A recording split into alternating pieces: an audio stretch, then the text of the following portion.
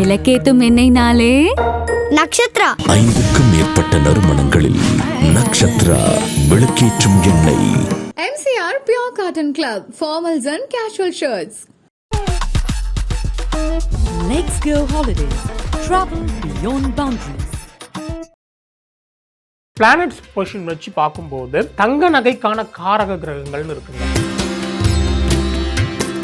So தங்கம் விலை முழுமையாக நிர்ணயிக்கிறது உலக நிகழ்வுகள் மற்றவர்களால் சொல்லப்பட்டாலும் கிரகங்கள் மட்டுமே காரணம். ஒரு விஷயம் நடக்கணும், அது நீங்க ட்ரம்ப் இல்ல வேற யார் இருந்தாலும் அது நடக்கும். இல்ல ட்ரம்ப் வந்து இந்த மாதிரி வரி விதிக்கல மற்ற நாடுகள் மேல அப்படின்னாலும் அந்த விஷயம் நடக்கும். இந்த வருடம் 2026 தங்கம் வந்து ஒரு பீக்குக்கு போயிட்டு திரும்ப ஃபால் ஆகுங்க. 2028 29 இந்த பீரியட் ஆஃப் டைம்ல நெக்ஸ்ட் லெவல் போகும் தங்கம். ஓகேங்களா? நீங்க அடுத்து இப்போ வந்து எல்லாரும் சொல்லிட்டு இன்னும் 2 வருஷத்துல 2 லட்சம் ஆயிரம் 3 லட்சம் ஆயிரம் அப்படிலாம் ஆகிறதுக்கு வாய்ப்பே கிடையாது, நடக்கவே நடக்காது. நான் என்ன எழுதி கொடுக்குறேன். எப்போ பங்கு சந்தைக்குள்ள தங்கம் வந்துச்சோ அப்பவே குரு தான் தங்கத்துக்கான முக்கியமான கிரகம். இப்போ எப்படி வைரத்தை வந்து நார்மல் பீப்புள்ஸ் பெருசா வாங்க முடியாதோ அந்த மாதிரி ஒரு ரேஞ்சுக்கு தங்கமும் போகக்கூடிய நிலைமையில் தான் இருக்கு. நீங்க தங்கத்துல வந்து இன்வெஸ்ட் பண்ணினா 6 இயர்ஸ் ஒன்ஸ் டபுள் ஆகும். இப்போ இந்த வருஷம் நீங்க 1 லட்சம் ரூபாய்க்கு முதலீடு பண்ணீங்கன்னா இன்னும் 6 இயர்ஸ் கழிச்சு அது 2 லட்சம் ரூபாய் கண்டிப்பா ஆகும். இல்ல பரிகாரங்கள் பண்றதால நம்ம வந்து உலகியல் விஷயங்களை பெருசா கட்டுப்படுத்த முடியாது. ஓரளவுக்கு தான் உலக பொருளாதாரத்தை நீங்க பரிகாரத்தால் சரி பண்ண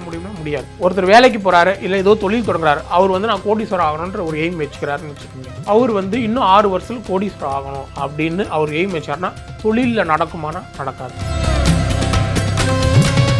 கலாட்டா நேயர்களுக்கு வணக்கம். நான் உங்கள் மணிவண்ணன். இன்று நம்மோடு இணைந்திருப்பவர் ஆம்பூர் வேல்முருகன் அவர்கள் இணைந்திருக்காங்க. சார் வணக்கம். சார் வணக்கங்க.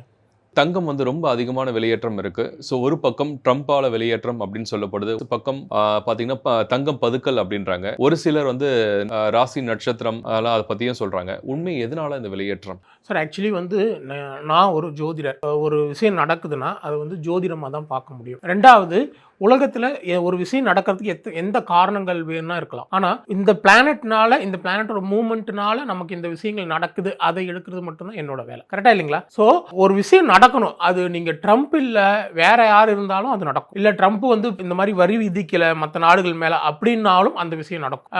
இல்லை போர் தொடுக்கலை அப்படின்னாலும் அந்த விஷயம் நடக்கும். நம்ம வந்து நார்மலாக ஒரு மனிதன் வந்து உலகத்தில் ஒரு விஷயம் நடக்குதுன்னா அதுக்கான காரண காரியங்களை மட்டும்தான் ஆய்வு செய்வாங்க. அதுதான் நம்ம பங்குச்சந்தை நிபுணர்கள் மற்ற எல்லாருமே இந்த தங்க நகை விற்பனையாளர்கள் சொல்றது என்னன்னா ட்ரம்பால தான் இப்ப இந்த விஷயங்கள் நடக்குது அப்படின்னு. ஆனா பிளானட்ஸ் பொசிஷன் வச்சு பார்க்கும்போது தங்க நகைக்கான காரக கிரகங்கள்னு இருக்குங்க. அது என்னன்னா சூரியன், செவ்வாய், குரு, இல்ல பங்கு வர்த்தத்துக்கான காரக கிரகம் அப்படின்னு ஒரு ஷேர் மார்க்கெட் அந்த விஷயத்துக்கான காரக கிரகம் அப்படின்னு ஒன்று இருக்கு. அது வந்து புதன். ஸோ இந்த பிளானட்டுடைய மூவ்மெண்ட்டை வச்சு மட்டும் தான் நம்ம தங்கத்துடைய விலையை வந்து கரெக்டா சொல்ல முடியும். இப்ப இந்த மாசத்துல தங்கம் விலை ஏறும், இந்த மாசத்துல தங்கம் விலை குறையும் அப்படின்ற அளவுக்கு துல்லியமா சொல்ல முடியும். நான் என்னுடைய ரிசர்ச் வந்து 2023 டிசம்பர் மாசம் இருந்து இப்போ வந்து ஒன்லி 44,000 இருந்து நினைக்கிறேன். அந்த டைம்ல இருந்து இன்னைக்கு விலையேற்றம் வரைக்கும் எப்போ இறங்குச்சு, ஏன்னா ஒரு 2 மந்த்ஸ் அக்டோபர் மாசம் பாத்தீங்கன்னா தங்கம் வந்து விலை இறங்குச்சு. அதுக்கப்புறம் திரும்ப டிசம்பருக்கு அப்புறம் ஏறிடும் அப்படின்னு இப்ப டிசம்பருக்கு அப்புறம் ஏறி மேல போயிடுச்சு. இப்போ வந்து ரொம்ப ஸ்பீடா இருக்கு. ஸோ தங்கம் விலை முழுமையாக நிர்ணயிக்கிறது உலக நிகழ்வுகள் மற்றவர்களால் சொல்லப்பட்டாலும் கிரகங்கள் மட்டுமே காரணம். இந்த கிரகங்களோட மூவ்மெண்ட்ஸ் மட்டும் தான் தங்கம் விலை ஏறதுக்கு முக்கியமான காரணம். உலக நிகழ்வுகள் நம்ம 1000 சொன்னால் ஓகேனா, ஜோதிடத்தை மட்டும் தான் சொல்ல முடியும் இல்லைங்களா? சோ அப்படி பார்க்கும்போது தங்கம் இப்போ பாத்தீங்கன்னா 3 இயர்ஸ் லாஸ்ட் ஒரு 3 இயர்ஸ் தான் தங்கத்தினுடைய உயர்வு வந்து ரொம்ப அதிகமா இருக்கு. இதே வந்து லாஸ்ட் இதுக்கு முன்னாடி பாத்தீங்கன்னா இந்த கொரோனா பீரியட் இருக்கு இல்லையா, அந்த பீரியட்ல தங்கம் வந்து உயர ஆரம்பிச்சது. திரும்ப அதுக்கு முன்னாடி எப்ப அப்படின்னு பார்த்தோம்னா 2014-15 இந்த பீரியட்ல தங்கம் வந்து உயர ஆரம்பிச்சது. சோ இப்போ என்ன நடக்கும் அப்படின்றது வச்சு பார்க்கும் பொழுது இந்த வருடம் 2026 தங்கம் வந்து ஒரு பீக்குக்கு போயிட்டு திரும்ப ஃபால் ஆகுங்க. திரும்ப ஃபால் ஆகிறது ஒரு 10 to 20% வரும். அதிகபட்சம் ஒரு உங்களுக்கு 1.5 lakhs வரைக்கும் போகுங்க. ஓகேங்களா? அதுக்கப்புறம் ஒரு உங்களுக்கு வந்து 10 to 20% வந்து ஃபால் ஆகும். அதுக்கப்புறம் ஒரு கான்ஸ்டன்ட்டாக மெயின்டைன் ஆகும். சார் இப்போ கான்ஸ்டன்ட் மெயின்டைன் ஆகும் அப்படின்னு சொல்றீங்க. இப்போ அடித்தட்டு மக்களும் நடுத்தர மக்களுமே வந்து தங்கம்ன்ற ஒரு விஷயத்துக்கு கிட்ட கூட போக முடியாத சூழ்நிலை வந்து இருக்கு. ஸோ மேல்தட்டு மக்களும் வாங்கிட்டு இருந்தாங்க, இப்போ அவங்களும் வந்து தங்கத்துக்கு கிட்ட போறதுக்கு யோசிக்கிறாங்க, மாற்றா வந்து இது பண்றாங்க. ஸோ இந்த விலை ஏற்றம் நீங்க வந்து ஜாதக ரீதியா பிளானட்ஸ் அப்படின்னா நீங்க சொன்னாலும் கூட, ஆனா காலங்காலமா சொல்லப்பட்டது பதுக்கல் மற்ற விஷயங்களை தான் சொல்றாங்க. நீங்க எப்படி ஏன் வந்து பர்டிகுலரா இந்த பிளானட்ஸால தான் வந்து ஏறுது, எந்த ஆதாரத்தின்படி நீங்க சொல்றீங்க? அதான் சார், நான் சொன்னேன் இல்லையா 4 பிளானட்ஸ் இப்போ வந்து குரு வந்து உச்சத்தை நோக்கி போயிட்டு இருக்குங்க. இப்போ உச்சத்தை நோக்கி குரு போறதுனால தான் தங்கம் விலை உச்சமாகுது. ஸோ உச்சம் முடிஞ்ச உடனே தங்கம் வந்து திரும்ப ஃபால் ஆக ஆரம்பிச்சு. ஓகேங்களா? அதுக்கப்புறம் 2028-29 இந்த பீரியட் ஆஃப் டைம்ல நெக்ஸ்ட் லெவல் போகும் தங்கம். ஓகேங்களா? நீங்க அடுத்து இப்போ வந்து எல்லாரும் சொல்லிட்டு இருக்காங்க இன்னும் 2 வருஷத்துல 2 லட்சம் ஆயிரம் 3 லட்சம் ஆயிரம் அப்படிலாம் ஆகிறதுக்கு வாய்ப்பே கிடையாதுங்க. நடக்கவே நடக்காது. நான் வேணா எழுதி கொடுக்குறேன். ஓகேங்களா? தங்கம் விலை வந்து இப்போ 2026ல என்ன பீக் ரேட், ஒரு அடுத்து ஒரு 5 இயர்ஸ்க்கான பீக் ரேட் வந்து 2026ங்க. ஓகேங்களா? அடுத்து 2028, 29, 30 இந்த 3 இயர்ஸ்க்குள்ள அடுத்த லெவல் போகும். இப்போ 1.5 lakhs இருக்குது அப்படின்னா 2000 ஒரு எக்ஸாம்பிளுக்கு 1.5 lakhs இப்போ இருக்குது அப்படின்னா ஒரு ஃபால் ஆச்சுன்னா ஒரு 130ல வந்து நிக்குங்க. ஓகேங்களா? திரும்ப அந்த 150, 160, 170 அந்த லெவலுக்கு வந்து உங்களுக்கு இந்த 28, 29, 30க்குள்ள நடக்கும். அடுத்த ரைஸ் வந்து 32, 33ல. ஓகேங்களா? அப்ப வந்து இன்னைக்கு 1.5 லட்சம் இருக்குதுன்னா 32, 33ல 3 lakhs வரும் தங்கத்துடைய விலை. இல்ல நீங்க சொல்ற விஷயங்கள் நம்பக்கூடியதா அளவுக்கு பிளஸ் கற்பனைக்கு எட்டாத அளவுக்கு வந்து இந்த இருக்கு. இந்த விஷயங்கள் நீங்க சொல்லும்போது இப்பயே 1.25 லட்சம் கிட்ட இருக்கு தங்க விலை. இப்ப யாரும் போது நீங்க 28, 23, 30, 32 காலகட்டத்தில் பார்த்தா 3 லட்சம் கிட்ட சொல்லும்போது தங்கத்தை யாரும் தொடக்கூடாத அளவுக்கு வந்து போகுதுன்னா எப்ப ஏன் இந்த விலையேற்றம் ராசிகள் ஏன் வந்து ஆட்கொள்ளுது இந்த விஷயத்துல? சார் இல்ல ஆக்சுவலி அதாவது வந்து தங்கம்ன்றது ரொம்ப நம்ம நினைக்கிற மாதிரியான ஒரு சாதாரண ஒரு பொருள் கிடையாது. ஒரு உலகத்துடைய பொருளாதாரமே தங்கத்தை பேஸ் பண்ணி தான் இருக்கு. ஒரு நாட்டுக்கிட்ட எந்த அளவுக்கு தங்கம் இருப்பு இருக்கோ அதை வச்சு மட்டும்தான் அந்த நாட்டினுடைய பொருளாதாரம் எந்த அளவுக்கு இருக்கு அப்படின்னு சொல்றோம். ஓகேங்களா? சோ இது என்னைக்கு நம்ம வந்து தங்கத்தை வந்து பங்கு சந்தைக்குள்ள விட்டுட்டோமோ, அதாவது 1971ல பங்கு சந்தைக்குள்ள தங்கம் கிடையாது. அதுக்கு 71க்கு முன்னாடி எப்ப பங்கு சந்தைக்குள்ள தங்கம் வந்துச்சோ அப்பவே குரு தான் தங்கத்துக்கான முக்கியமான கிரகம், புதன் தான் பங்கு சந்தைக்கான கிரகம். சோ ரெண்டுமே ஒண்ணுக்கு ஒண்ணு எதிரான கிரகங்கள். சோ இது குறையும் போது இது இன்கிரீஸ் ஆகும். தங்கம் விலை ஏறும்போது பங்கு சந்தையில பிரச்சனை வரும். பங்கு சந்தையில பிரச்சனை வரும்போது தங்கத்துல பிரச்சனை குறையும் போது பங்கு சந்தை மேல போகும். இதுதான் ஆல்டர்னேட்டிவா மாறி மாறும். ஏன்னா இந்த குருவை கண்ட்ரோல் பண்ற ஒரு கிரகம் அப்படின்னு அது என்னன்னு கேட்டீங்கன்னா அது புதன். ஓகேங்களா? இத பேஸ் பண்ணி தான் தங்கத்தோட விலையேற்றம் இருக்கு. நீங்க என்ன நம்ம நினைச்சுக்கலாம், அதாவது வந்து இப்ப எப்படி வைரத்தை வந்து நார்மல் பீப்புள்ஸ் பெருசா வாங்க முடியாதோ அந்த மாதிரி ஒரு ரேஞ்சுக்கு தங்கமும் போகக்கூடிய நிலைமையில் தான் இருக்கு. பட் இது வந்து நம்ம பிளானட்டரி பொசிஷன் வச்சு சொல்லும் போது அது ஏன் இது நம்ம என்ன பண்ண முடியும் அப்படின்ற கொஸ்டினுக்கு ஆன்சரே கிடையாது. ஓகேங்களா? பட் இப்போ என்ன மைனிங் இருக்கோ, சுரங்கம்லாம் கண்டுபிடிச்சிருக்காங்க இல்லையா, இன்னும் அடுத்து 1-2 வருடங்களுக்குள்ள இன்னும் அதிகமான தங்கச் சுரங்கங்கள் கண்டுபிடிப்பதற்கான வாய்ப்புகள் உண்டு. இல்ல வாய்ப்புகள் இருந்தாலும் வந்து விலை இறக்கம்ன்றது இருக்கணும் இல்லையா? நீங்க வந்து பிளானட்டால வந்து இன்னும் அதிகமாகுன்ற போது அனைவருமே தங்கத்துக்கிட்ட போகாத சூழ்நிலை வருது. அப்ப கல்யாணங்கள் மற்ற விஷயங்கள் நிகழ்ச்சிகள் வரும்போது தங்கம் தான் ஒரு பிரதான ஒரு பொருளா வந்து வைக்கிறாங்க. ஸோ அந்த பிரதான பொருள் வந்து இல்லாத போது வேற என்ன மாற்றா இது பண்ண முடியும்? அது நம்மளுடைய பொருளாதார சிக்கல். அதாவது வந்து நம்ம பொருளாதார இப்போ வந்து இதுக்கு முன்னாடி வந்து 50 சவரன் போடுறது 100 சவரன் போடுறது அது இனிமேல் பண்ண முடியாது. ஒரு 10 சவரன் போடுறது ஒரு பெரிய விஷயமா இருக்கக்கூடிய நிலைமைக்கு கொண்டு வந்துருச்சு இப்ப நிலைமை. ஓகேங்களா? ஆனா நல்லா ஞாபகம் வச்சுக்கோங்க, இன்னைக்கு நீங்க எந்த அளவுக்கு தங்கத்துல அதாவது வந்து நீங்க உங்ககிட்ட ஒரு இன்வெஸ்ட்மெண்ட்டுக்கு பணம் இருக்குது, உங்களால நம்பி எந்த விஷயத்திலையும் போட முடியல, வேற எந்த விஷயத்திலையும் உங்களுக்கு அதாவது அதை பத்தி நாலேஜ் இல்லை அப்படின்னும் போது நீங்க தங்கத்துல வந்து இன்வெஸ்ட் பண்ணினா 6 இயர்ஸ் ஒன்ஸ் டபுள் ஆகும். இப்போ இந்த வருஷம் நீங்க 1 லட்சம் ரூபாய்க்கு முதலீடு பண்ணீங்கன்னா இன்னும் 6 இயர்ஸ் கழிச்சு அது 2 லட்சம் ரூபாய் கண்டிப்பா ஆயிரும். இல்ல இந்த விஷயங்கள் நீங்க சொல்றதெல்லாம் ஒரு பக்கம் ஏற்படுறதாலும் அதுக்கு தங்கத்தை மாற்றா இப்ப வெள்ளியும் நம்ம பார்த்துருந்தோம். இப்ப வெள்ளியோட ஏற்றமும் வந்து விலை ஏற்றமா இருக்கு.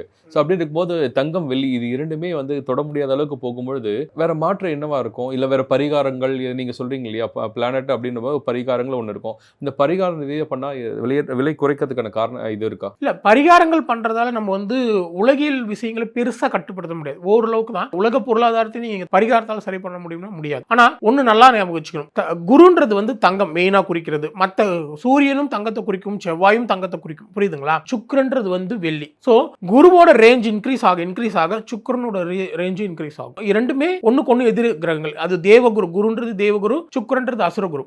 அப்படின்ற பட்சத்துல தங்கம் விலை ஏறும்போது வெள்ளியும் அதனுடன் சேர்ந்து விலையேறும். அப்போ நீங்க உங்களுக்கு எது வாங்க முடியும், நீங்க எதுக்கு கேப்பபிலிட்டி அப்படின்னு பார்த்துக்கிட்டு அது மேல நம்ம இன்வெஸ்ட் பண்ணிக்கணும். முக்கியமா யாருக்கெல்லாம் குரு வந்து ஜாதகத்துல பலமா இருக்கோ அவங்க தங்கத்துல இன்வெஸ்ட் பண்றது மிக பெரிய பெனிஃபிட்ஸ் கொடுக்கும். யாருக்கெல்லாம் சுக்கிரன் பலமா இருக்கோ அவங்களுக்கு வந்து வெள்ளியில இன்வெஸ்ட் பண்றது பெரிய பெனிஃபிட் கொடுக்கும். சார் எல்லாருக்குமே பெனிஃபிட் கொடுக்கல சார் அப்படின்னு நீங்க கேட்கலாம். இவங்க பெனிஃபிட் பண்ணும்போது கரெக்டா, அதாவது வந்து இப்ப நியரஸ்ட் பீரியட் பாத்தீங்கன்னா இதுக்கு முன்னாடி தங்கம் வாங்கினவங்களுக்கும் இன்னைக்கு டபுள் ஆயிருக்கு. ஆனா நான் ப்ரிடிக்ட் பண்ணி லாஸ்ட் 3 இயர்ஸ்ல என்னோட ஃப்ரெண்ட் சர்க்கிள், என்னோட கிளைண்ட் சர்க்கிள் எல்லாம் நிறைய பேர் வாங்கினாங்க. நான் இந்த டைம்ல தங்கம் வாங்க கரெக்டாக இருக்கும், வாங்கினா இந்த ரேட் கம்மியாக இருக்கும், அடுத்து கொஞ்சம் நல்லா ஏறப்போகுது அப்படின்னு நான் முன்னாடி சொல்லிடுவேன். ஸோ அப்போ 44,000 50,000 இருக்கும்போதே நிறைய பேர் வாங்க ஆரம்பிச்சிட்டாங்க. அப்போ இன்னைக்கு அவங்க ஜாதகத்தில் குரு பலமாக இருந்தால் தான் வாங்க முடியும். அந்த பீரியட் ஆஃப்டர் செர்டன், ஏன்னா குரு உடனே பலன் கொடுக்கும் இல்லையா. ஸோ அதனால அந்த பீரியட் ஆஃப் செர்டன் பீரியட்ல குரு பலமாக இருக்கிறதுனால அவங்க அதை கவனிக்க முடியுது, அதை வாங்க முடியுது, சேர்க்க முடியுது. ஓகே, அதே மாதிரி சுக்கிரன் யாருக்கு பலமாக இருக்கும் அவன் கரெக்டாக அந்த இன்ஸ்டன்ட் பீரியட் இப்போ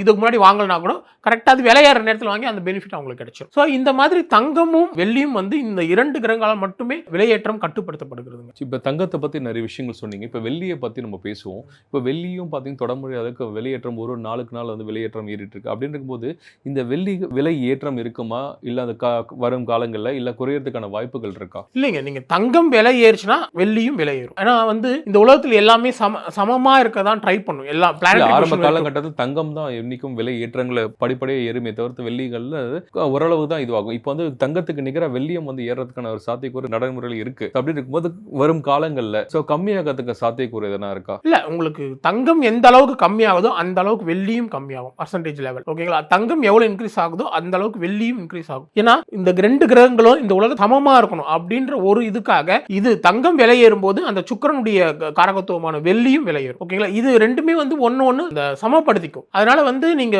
வெள்ளி விலை குறையுமா அப்படின்னா முடியாது. எப்படி தங்கம் ஏறுதோ அது மாதிரி வெள்ளியும் விலையேற்றம் கண்டிப்பா நடக்கும். தங்கத்தில் இன்வெஸ்ட் பண்ண முடியாதவங்க வெள்ளியில் இன்வெஸ்ட் பண்ணிக்க வேண்டியதான். அப்போ இரண்டுமே இப்போ தங்கமும் வெள்ளியும் தொட முடியாத அளவுக்கு ஏறும். நீங்க வரும் காலங்களில் நீங்க 2த்துலயுமே முதலீடு பண்றதா நல்லதுன்றீங்க? கண்டிப்பா 2த்துலயும் முதலீடு பண்றது, நம்ம எந்த அளவுக்கு நம்ம 2த்துலயும் முதலீடு பண்ணா அந்த அளவுக்கு விரைவில், அதாவது ஒருத்தர் வேலைக்கு போறாரு இல்ல ஏதோ தொழில் தொடங்குறாரு, அவர் நான் கோடீஸ்வரர் ஆகணும்ன்ற ஒரு எய்ம் வச்சுக்கிறாருன்னு வச்சுக்கோங்க. அவர் இன்னும் 6 வருஷத்துல கோடீஸ்வரர் ஆகணும் அப்படின்னு அவர் எய்ம் வச்சாருன்னா தொழிலில் நடக்குமானா நடக்காது. அதையும் தாண்டி நடக்கலாம், அது சொல்ல முடியாது. நம்ம வேலையில் நடக்குமா, சாதாரணமாக ஒரு வேலைக்கு போகிற ஒரு மாச சம்பளம் வாங்குற நடக்குமா அப்படின்னா தெரியாது. ஏன்னா அவருக்கு வேலை நிலைக்குமான்னு தெரியாது. ஆனால் அவன் இன்னைக்கு 50 லட்சத்தை நீங்கள் போட்டிங்கன்னா இன்னும் 6 வருஷத்தில் நீங்கள் கோடீஸ்வரர். ஓகேங்களா, ஸோ அதனால தங்கத்தில் நீங்கள் இப்போ இன்வெஸ்ட் பண்ணால் 6 வருஷத்தில் அது டபுள் ஆகிறதுக்கு வாய்ப்புகள் 100% இருக்கு. இல்லை, ஒரு காலங்களில் ஒரு பழமொழிகளுக்கு மண்ணில் போட்டால் டபுள் ஆகும்னுவாங்க. இப்போ தங்கத்தில் போட்டால் தான் டபுள் ஆகும் அப்படின்ற மாதிரி நீங்கள் சொல்கிறீங்க. இது தங்கத்தை நம்ம ப்ரிடிக்ட் பண்ணுறதுக்கு ஜோதிடத்தை இதுக்கு முன்னாடி எப்பெல்லாம் தங்கம் விலை ஏறி இருக்கு, எப்போ இந்த மாதிரி டபுளான விஷயம், எல்லா பிளானட்ஸும் இது வரைக்கும் நான் ஒரு 40-50 வருடத்தில் தங்கம் விலையேற்றம் ஒரு முறை நடக்கிறது எல்லா பிளானட்ஸையும் அனலைஸ் பண்ணிட்டு தான் நான் 3 இயர்ஸ் முன்னாடி ப்ரிடிக்ட் பண்ணவே ஆரம்பித்தேன். ஸோ இன்னைக்கு சொல்கிறேன், இப்போ 1.5 lakhs ஆயிருக்கு அப்படின்னா அடுத்த ஒரு 6 years to 7 yearsக்குள்ள 3 lakhs கண்டிப்பா வந்துரும். மேக்ஸிமம் நெக்ஸ்ட் 3 years, அதாவது 26, 27, 28 பெரிய சேஞ்சஸ் இருக்காது. 28, 29, 30 ஒரு பெரிய சேஞ்சஸ் வரும். அப்புறம் 30, 31, 32 பெரிய சேஞ்சஸ் வரும். ஸோ அதுக்கப்புறமா இறங்கிறதுக்கான வாய்ப்பு இருக்குங்க? சான்ஸே கிடையாது சார். தங்கம் இன்னி விலை இறங்கிறதுக்கான வாய்ப்புகளே கிடையாது. தங்கம் விலை ஏறும், ஆனால் மற்றவர்கள் சொல்ல மாதிரி இன்னும் 2 வருஷத்துலேயே 3 லட்சம் வந்துடும் அப்படியெல்லாம் நடக்கிறதுக்கு வாய்ப்பே இல்லை. நான் அடித்து சொல்கிறேன், நீங்கள் எவ்வளோ பெரிய உலகத்தில் எவ்வளோ பெரிய நிபுணர்னா கொண்டு வாங்க தங்கத்தை பற்றி சொல்கிறவங்கள, கண்டிப்பாக இன்னும் 1 வருஷத்தில் 2 மடங்கு ஆகும், 3 மடங்கு கண்டிப்பாக நடக்காது. 2026 தான் தங்கத்தோட பீக் டைம். 2026 லாஸ்ட்ல ஒரு ஃபால் வரும். அந்த ஃபாலுக்கு அப்புறம் தங்கம் 3 வருஷம் விலை ஏறாது. அப்படின்னு பார்த்தீங்கன்னா இப்போ கடைகள்லாம் பார்த்தீங்கன்னா ஏற்கனவே கடைகள்லாம் காலியாக இருக்கு. இப்போ நீங்க ஏற்றம் அப்படின்னு சொல்லும்போது கடைகள்லாம் இழுத்து மூடுற சூழ்நிலை தானே வருது. அப்போ எப்படி தான் வியாபாரம்? தங்கம் நீங்க அதுக்கு தகுந்த மாதிரி நம்மளுடைய பொருளாதாரத்தை நம்ம இன்க்ரீஸ் பண்ணிக்கணும். நீங்க எப்படி இருந்தாலும் 5 years ஒன்ஸ் சம்பளம் தராங்க, விலைவாசி ஏறுது. அப்படின்னும் போது எல்லாமே தங்கத்தை பேஸ் பண்ணி தான் நடக்குது. உலக பொருளாதாரமே தங்கத்தை பேஸ் பண்ணி தான் இருக்கு. இன்னைக்கு வாங்க முடியலனாலும் இன்னும் 1 வருஷம் 2 வருஷத்துல நம்ம அதை ஈக்குவலைஸ் பண்ணுவாங்க. இந்த கவர்மெண்ட் உலக பொருளாதாரம் இந்திய பொருளாதாரத்தை ஈக்குவலைஸ் பண்ணுவாங்க. அப்ப தங்கம் வாங்குறது நமக்கு எளிதாகும். இன்னைக்கு 1 லட்சம் சம்பளம் வாங்குறவங்களுக்கு தங்கம் வாங்க முடியாத ஒரு சூழல் இருக்கலாம். 50,000 வாங்குறவங்களுக்கு வாங்க முடியாத சூழல். 1 லட்சம் வாங்கினாவே வாங்க முடியாது. மாசம் ஒரு 20,000 இன்வெஸ்ட் பண்ணாதான் வாங்க முடியுன்ற லெவலுக்கு வந்துடும். அப்போ இனி உலக பொருளாதாரத்தில் தங்கத்தோட பீக் போகும்போது நம்ம நம்மளுடைய சேலரி எல்லாம் இன்க்ரீஸ் பண்ணுவாங்க, நம்மளுடைய பொருளாதாரம் இன்க்ரீஸ் ஆகும், விலைவாசி உயரும். அப்போ நம்ம அதுக்கு அந்த ஈக்குவலுக்கு வந்துடும். அதை பத்தி பேச நம்ம பயப்பட வேண்டிய அவசியம் கிடையாது. நன்றி சார். நன்றி. விளக்கேத்தும் எண்ணெய்னாலே நக்ஷத்ரா. 5க்கும் மேற்பட்ட நறுமணங்களில் நக்ஷத்ரா விளக்கேற்றும் எண்ணெய். MCR Pure Cotton Club, formals and casual shirts. Let's go holidays. Travel beyond boundaries.